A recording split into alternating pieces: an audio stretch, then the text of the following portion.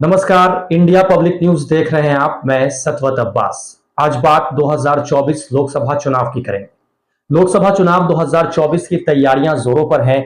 BJP और कांग्रेस समेत सभी दलों ने इसके लिए अपनी पूरी ताकत झोंक दी है। पिछले दिनों 5 राज्यों के विधानसभा चुनाव में 4 राज्यों में जीत दर्ज करने के साथ ही भाजपा के हौसले बुलंद हैं। वहीं इंडिया अलायंस की राहें आसान नहीं दिख रही हैं। इसमें बीजेपी की अगुवाई में एनडीए और कांग्रेस के साथ होने वाले इंडिया अलायंस की मुख्य टक्कर होनी है।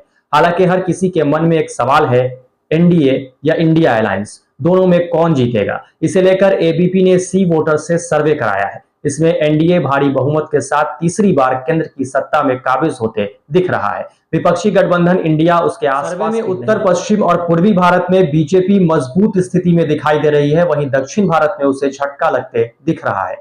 एबीपी सी वोटर का सर्वे पिछले 2 दिन यानी शनिवार और रविवार से चल रहा है। इसमें राज्यों के साथ क्षेत्रवार सीटों के गणित के बारे में भी बताया गया है। सर्वे के अनुसार उत्तर भारत की 180 सीटों में से बीजेपी के नेतृत्व वाला एनडीए 150 से 160 सीट पा सकता है। विपक्षी गठबंधन इंडिया को 20 से 30 सीट मिलने के आसार हैं। इसके अलावा अन्य को 0 से 5 सीट हासिल हो सकती है। कर्नाटक, तेलंगाना, छत्तीसगढ़, मध्य प्रदेश और राजस्थान के पोल में बीजेपी को कुल 110 सीटों में से 82 से 92 सीटों पर जीतते दिखाया गया है। दूसरी तरफ कांग्रेस के खाते में 13 से 23 और अन्य के खाते में 4 से 6 सीट शामिल है।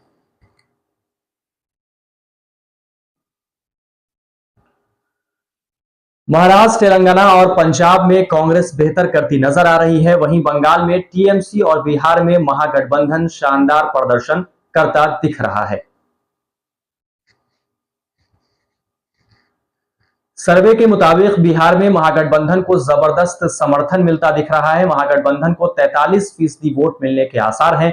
दूसरी ओर बीजेपी को 39% वोट मिलने का अनुमान लगाया जा रहा है। अन्य को 18% वोट मिल सकते हैं। सीटों के लिहाज से महागठबंधन को 21 से 23 सीट मिलने का अनुमान है। बताते चले कि लोकसभा चुनाव में मध्य प्रदेश में दोबारा बीजेपी के चमकने के आसार हैं। सर्वे में बीजेपी हाल ही में हुए विधानसभा चुनाव वाला प्रदर्शन दोहरा सकती है। बीजेपी को राज्य में 58% वोट मिलने का अनुमान है। वहीं कांग्रेस को लोकसभा चुनाव में 36% वोट से संतोष करना पड़ सकता है।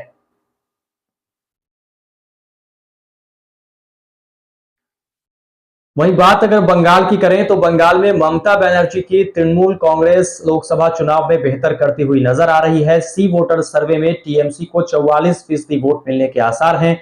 सीटों में से उसे 42 में से 23 से 25 सीट मिलने का अनुमान है। बीजेपी को 39% वोट मिल सकते हैं। अन्य के खाते में 9% वोट मिलने का अनुमान है। इस तरह टीएमसी राज्य में 2019 का प्रदर्शन दोहराती नजर आ रही है। कांग्रेस और लेफ्ट को महज 8% वोट मिलने का अनुमान लगाया जा रहा है। बहरहाल अगर एबीपी सी वोटर्स के सर्वे को माने तो इंडिया गठबंधन को काफी नुकसान होता दिख रहा है। लेकिन सवाल यह है कि क्या इंडिया गठबंधन लोकसभा चुनाव से पहले क्या स्थिति को ठीक कर पाएगा, क्योंकि लोकसभा चुनाव में अभी काफी समय बाकी है। और अगर इंडिया गठबंधन इस सर्वे को नजरअंदाज न करते हुए जमीनी स्तर पर काम करना शुरू कर दे तो शायद उसे कुछ फायदा हो सकता है। लेकिन सवाल यह भी है कि क्या इंडिया गठबंधन के सभी दल आंतरिक कला को दरकिनार कर लोकसभा चुनाव की तैयारी में जुट पाएंगे, और क्या मोदी फैक्टर के सामने इंडिया गठबंधन टिक पाएगा? फिलहाल इस वीडियो में इतना ही। इंडिया पब्लिक न्यूज अब यूट्यूब पर भी मौजूद है, तो लिंक को क्लिक कर चैनल को सब्सक्राइब जरूर कर दें। नमस्कार।